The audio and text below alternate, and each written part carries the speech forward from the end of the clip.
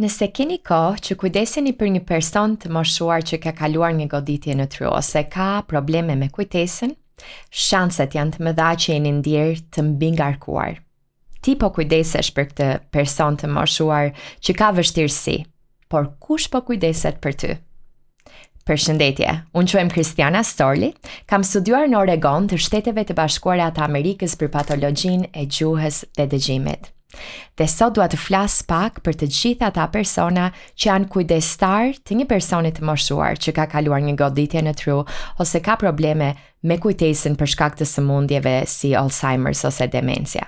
Nëse një person është kujdestar i një personi të moshuar që ka këto vështirësi, atëherë ky kujdestar po bën shumë. Ky kujdestar menaxhon financat e personit të moshuar.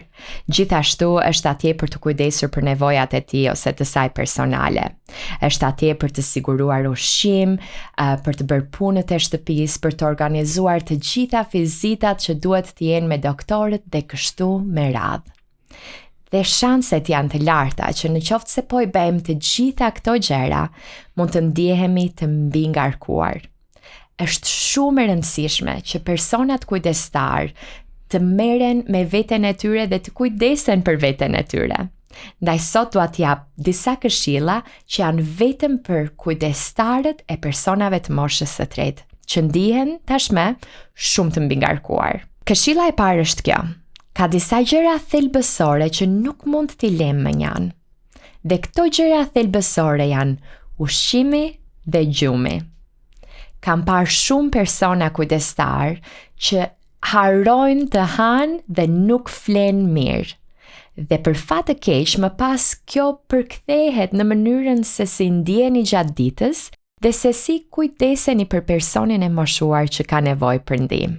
Ndaj le të kujdesemi për këto gjëra thelbësore, gjumi dhe ushqimi. Së dyti, mos hiqni dorë nga aktivitetet tuaja fizike. Pasi, është shumë e zakonshme të shohim kujdestar të personave që nuk mund të lëvizin, të qëndrojnë në shtëpi gjatë gjithë ditës pa lëvizur dhe vetë. Por nëse ju keni aftësi fizike për të lëvizur, atëherë mos hiqni dorë nga aktiviteti fizik, qoftë kjo edhe një ecje në mëngjes ose mbasdite. Së treti, bëni diçka vetëm. Bëni diçka për veten tuaj. Unë them gjithmonë, mbush kupën tënde përpara se të mbushësh kupën e dikujt tjetër. Ndaj bëj diçka për veten tënde. Mos hiqni dorë nga jeta juaj sociale. Vazhdoni të jeni aktiv në grupet tuaja shoqërore. Mbani një rutinë të caktuar. Këtë në fakt e ka thënë dhe shkenca, nëse ne kemi një rutinë të caktuar dhe e dim radhën e gjërave që duhet të bëjmë gjatë ditës, kjo ndihmon në uljen e stresit. Ndaj mbani një rutinë të caktuar edhe pse jeta mbase duket e paparashikueshme kur ti kujdesesh për një person që ka shumë nevoja të mëdha. Dhe së fundmi, ajo që është më e rëndësishmja, është kërkoni ndihmë. Shpesh ose kemi turp të kërkojmë ndihmë, ose jemi tepër krenar për të kërkuar ndihmë.